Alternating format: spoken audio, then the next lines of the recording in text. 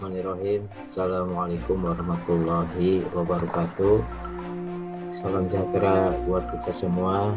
Alhamdulillah, pada hari ini kita berjumpa lagi untuk mengikuti perkuliahan edukasi lanjut dan praktik, yang mana hari ini kita sudah mencapai ke pertemuan 5 yang insya Allah akan membahas masalah joint venture. Baik, joint venture merupakan turunan daripada persekutuan, di mana ada satu atau dua orang atau badan untuk bekerja sama berusaha, seperti itu ya. Salah satu turunannya adalah joint venture. Biasanya ini diikuti oleh 2 orang atau lebih, di mana salah satunya merupakan investor asing biasanya ya. Baik, di mana kita lihat pengertian venture sendiri merupakan istilah yang dipakai untuk proyek-proyek yang ruang lingkupnya terbatas dan sifatnya sementara, hanya sementara. Jadi ketika proyek itu sudah selesai, maka selesai sudah kerjasama venture tersebut ya. Nah, ada beberapa hal yang tidak boleh dilakukan oleh para pengusaha venture sendiri ya. Di antaranya adalah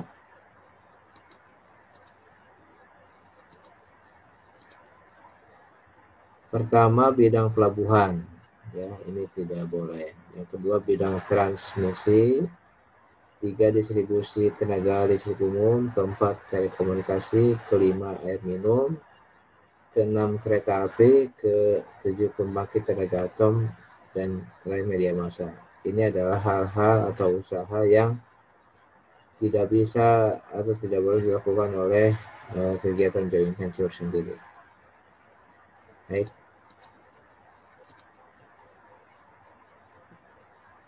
Jadi joint venture dibagi 2 ya, ada single venture dan juga ada joint venture sendiri. Kalau single venture, lihat ini pengusahaan suatu pekerjaan yang dilakukan oleh satu unit tertentu ya. Kemudian kalau joint venture ini dilakukan oleh 2 orang atau badan atau lebih ya, untuk melakukan kegiatan usaha tertentu dengan waktu yang terbatas, di mana masing-masing pihak menyerahkan aset sebagai kontribusi modal. Kemudian keuntungannya juga didasarkan pada perjanjian pembagian laba rugi yang ditetapkan di awal perjanjian.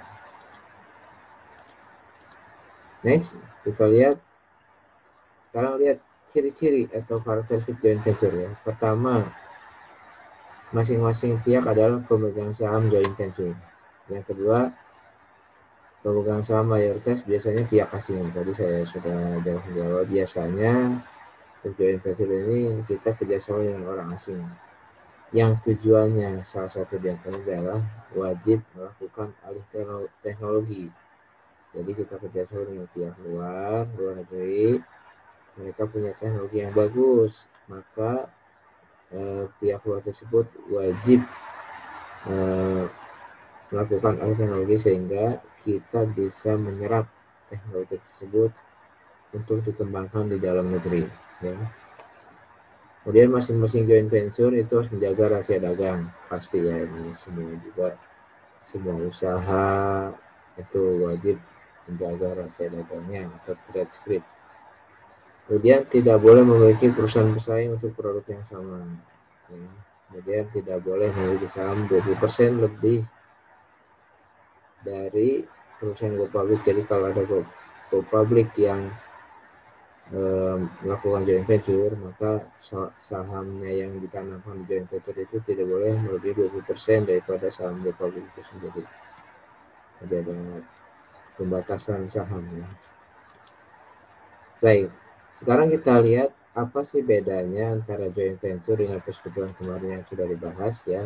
Kita lihat pertama, kalau joint venture lingkupnya lebih terbatas untuk usaha tertentu saja ya. Kalau persekutuan bisa semua yang tadi dilarang untuk joint venture seperti pelabuhan, listrik ya dan sebagainya. Kalau untuk persekutuan boleh. Kemudian kalau joint venture maksudnya tertentu sangat terbatas ya. Setelah mencapai tujuan dia boleh membubarkan diri. Sementara persekutuan sama sebetulnya dia terbatas juga, hanya tergantung perjanjiannya. Bisa juga dia sampai selama-lamanya atau going concern seperti perusahaan pada umumnya. Semuanya bergantung kepada perjanjian di awal pembentukan. Ya. Baik. Sekarang untuk masalah akuntansinya, ada beberapa metode pencatatan yang wajib kita ketahui dan kita praktikkan ya. Di antaranya pertama bahwa pembukuan tersebut dicatat secara terpisah. Yang kedua, pembukuan tidak terpisah ya. Bedanya di mana? Kalau terpisah itu artinya memisahkan pencatatan perusahaan dengan salah satu anggota joint venture yang sebagai managing directornya ya. Ini pembukuan terpisah dengan perusahaan. Sementara kalau yang kedua ini tidak terpisah, artinya tidak ada catatan untuk perusahaan tetapi dilakukan oleh salah satu anggota joint venture yang diangkat sebagai managing directornya. Jadi tidak terpisah ya. Joint venture ya anggota itu joint venture itu. Jadi menyatu dengan salah satu pemegang saham dengan perusahaan. Baik, untuk memperjelas kita lihat saja untuk contohnya ya. Kita jelaskan dulu untuk pembukuan terpisah. Di sini pertama dianggap business entity, artinya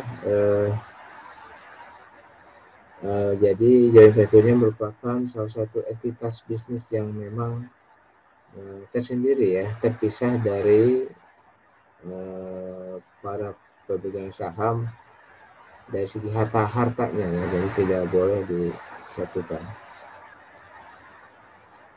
Kemudian karakteristik dan pembukuannya, partnership rekening pembuku.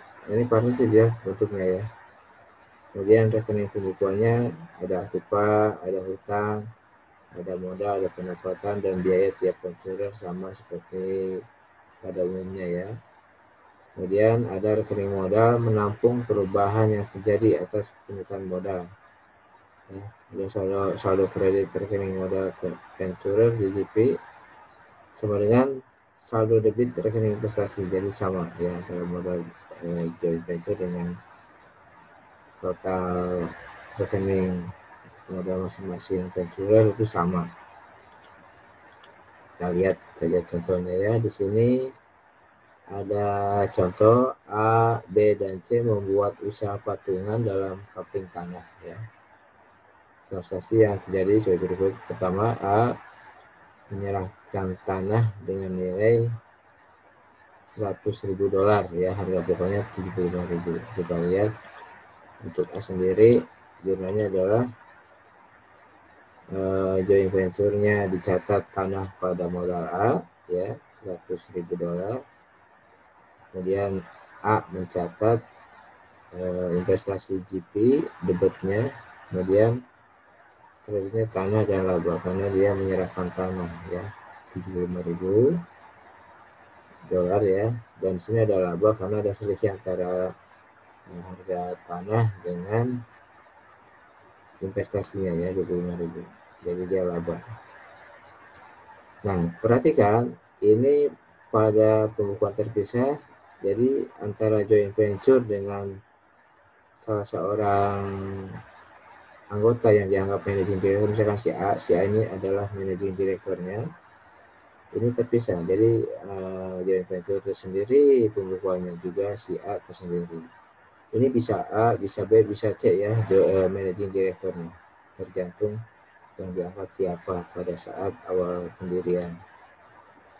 Kemudian yang kedua, kita lihat contoh yang kedua, B menyesuaikan pemetakan perbaikan lain-lain 60.000 ya. Oh maaf ini A menyerahkan tanah dengan nilai sudah tadi ya. B menyerahkan pemetakan dan perbaikan lain-lain 60.000 ya. Kemudian si C menyerahkan kepada si A managing partnernya 40.000. Kita lihat. Tadi si B menyerahkan tanah 60.000 ya. Maka di sini perusahaan mencatat tanah pada modal 60.000, sementara si B mencatat investasinya, investasi di GP pada kas 60.000 ya. Terpisah antara perusahaan dengan masing-masing pemegang saham. Si C pun sama tadi menyerahkan saham $40.000. Perusahaan mencatat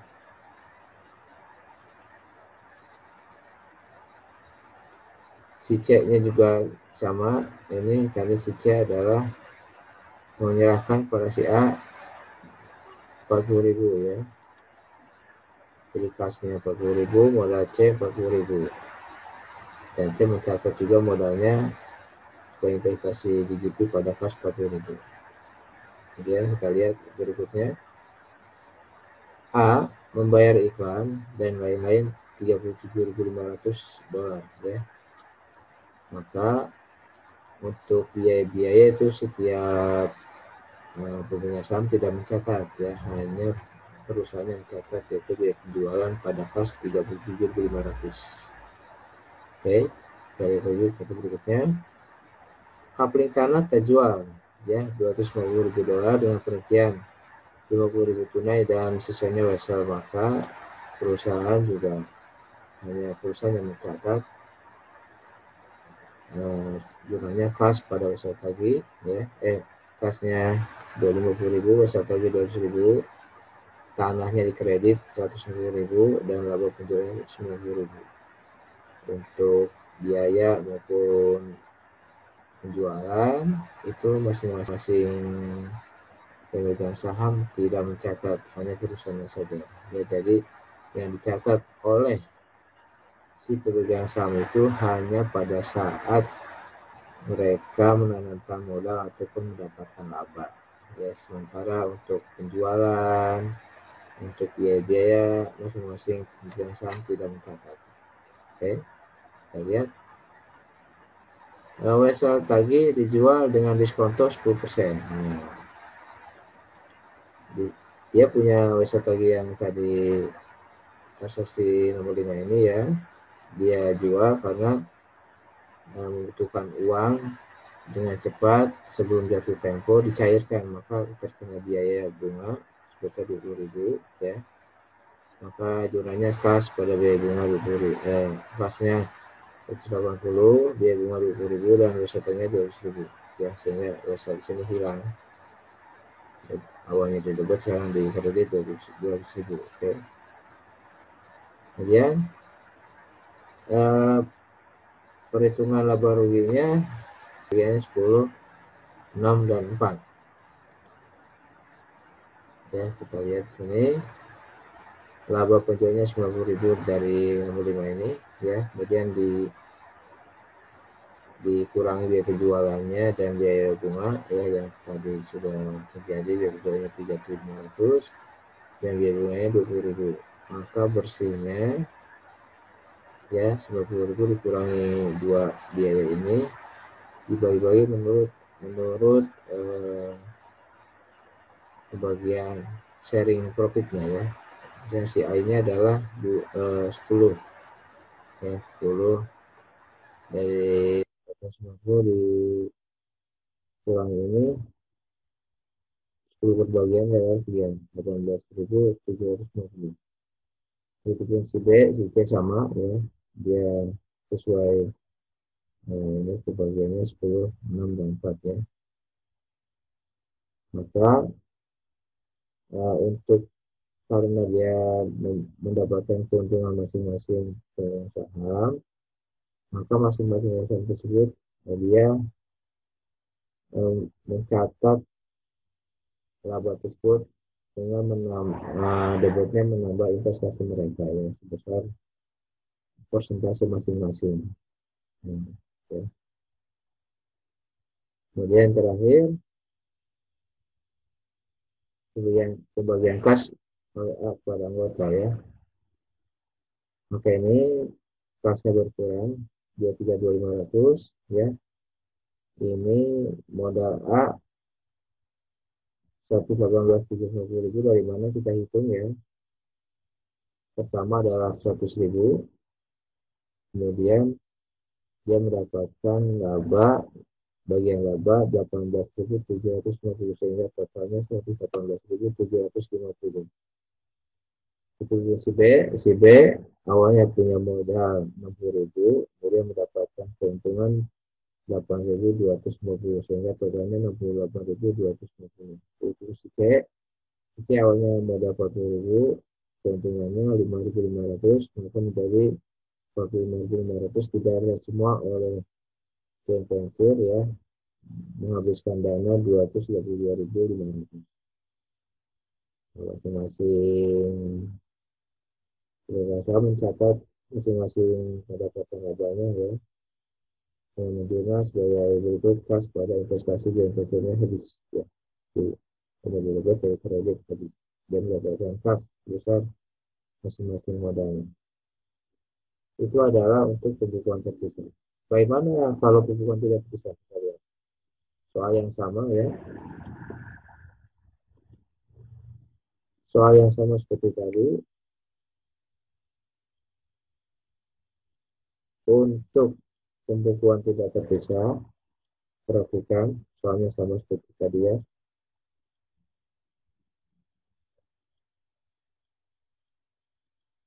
Perhatikan di sini karena dia tidak terpisah, maka perusahaan tidak mencatat, tetapi salah satu daripada pemegang saham itu sebagai managing partnernya yang mencatat. Jadi si A ini sebagai managing partner atau direktur ya, ini dia melakukan pembukuan ini sama halnya seperti pembukuan joint venture. Jadi pembukuannya diatur oleh seseorang saja gitu ya. Saya sudah tidak usah, tidak ada pembukuan joint venture-nya. Jadi kalau melihat pembukuan joint venture adalah pembukuan si A ya. Kita perhatikan di sini ada pertama si A akan menanamkan saham $100.000 ya. Maka jumlahnya joint venture pada tanah dan laba ya, tanah 75 labanya 75.000. Sudah suci mencatat nih karena ada masuk dari si A, maka mereka mencatat joint venture pada tuan A bersama dengan si C ya. Kemudian si B sama menanamkan modal $60.000 ya, maka si B mencatat joint venture pada kas, si C mencatat joint venture pada tuan B 60.000. Itu kalau si C yang investasi, si A ini sebagai joint venture-nya menjual kas pada tuan C ya 40.000. Si B mencatat tuan A pada tuan C 40.000 dan si C mencatat tuan A pada kas 40.000. Okay. Kemudian apabila ada biaya-biaya maka muncul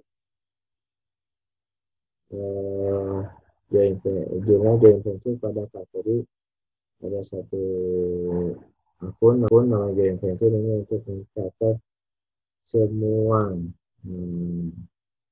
biaya dan juga pendapatan. Kemudian si B mencatat joint venture pada tuan A ya. Pada tuan A yang mencatat. Kemudian kita juga sama joint venture pada tuan A sebesar $37.500. Selanjutnya untuk nomor 5 ini adalah menjurnal penjualan aset ya, karena 250.000 dengan kasnya 50.000 dan pesertanya 200.000 ya. Jadi setiap penjualan atau pembiaya, nah akhirnya adalah joint venture ya. SIB juga mencatat Tuan A pada joint venture 250.000 mencatat tanah yang terjual ya. Tiga pun sama. Ini kadang ini mendiskontokan jasa tagih ya, mendiskontokan ya, mencairkan jasa tagih sebelum jatuh temponya, maka dia punya biaya 20.000. Biaya tersebut masuk ke akun joint venture ya. Joint venture kemudian GP kas, kemudian joint venture pada GP jasa tagih 20.000. Si BCC mencatat joint venture pada Tuan A 20.000. Kemudian untuk laba akhir adalah 32.500, ini juga gaji ya. Di sini laba GP atau si A ya, si A ini mewakili GP, maka disebutnya laba GP 18.700 sesuai persentase pembagian labanya ya. Tuan B 8.250 dan Tuan C adalah 5.500. Maka si B juga sama mencatat, hanya sini laba GP pada Tuan A dan C ya. Si B-nya sudah dicatat. Si C pun sama. Joint venture pada laba GP Tuan A dan Tuan B sebesar persentase pembagian laba ini. Yang terakhir pembagian kasnya sama ya. Ini si A mendapatkan kas 3 ya. Kas Tuan B dan Tuan C masing-masing modal akhirnya. Yang berkurang adalah GP kas ya. Kasnya joint venture 23.500. Sementara kasnya adalah kasnya si A, bukan kasnya joint venture. Kemudian si B mencatat kas Tuan C pada Tuan A. Kemudian si C juga sama mencatat kas Tuan B pada Tuan A. Jadi secara sederhana kita bahas lagi bahwa perbedaan antara pembukuan terpisah dan tidak terpisah ya. Kita lihat lagi. Kalau terpisah, maka antara pencatatan joint venture atau perusahaan ini terpisah dari para pemegang saham, baik A, B maupun C. Ya. Sedangkan kalau tidak terpisah, maka joint venture merupakan salah satu pemegang sahamnya ya. Setelah si A, ya. Si A ini adalah sebagai managing partner, dia adalah joint venture ya. Jadi tidak terpisah antara perusahaan dengan si A ini. Sebenarnya si C itu yang terpisah. Baik, seperti itu pembahasan untuk materi hari ini. Mudah-mudahan bisa dipahami. Apabila masih ada yang belum dipahami, silakan untuk chatting di WhatsApp group yang kita miliki ya. Sekian, semoga bermanfaat. Pembahasan ini kita bisa lagi minggu depan. Tetap semangat, tetap jaga kesehatan, jaga jarak, juga menggunakan masker dan sering mencuci tangan agar kita terhindar dari COVID-19. Terima kasih. Assalamualaikum warahmatullahi wabarakatuh.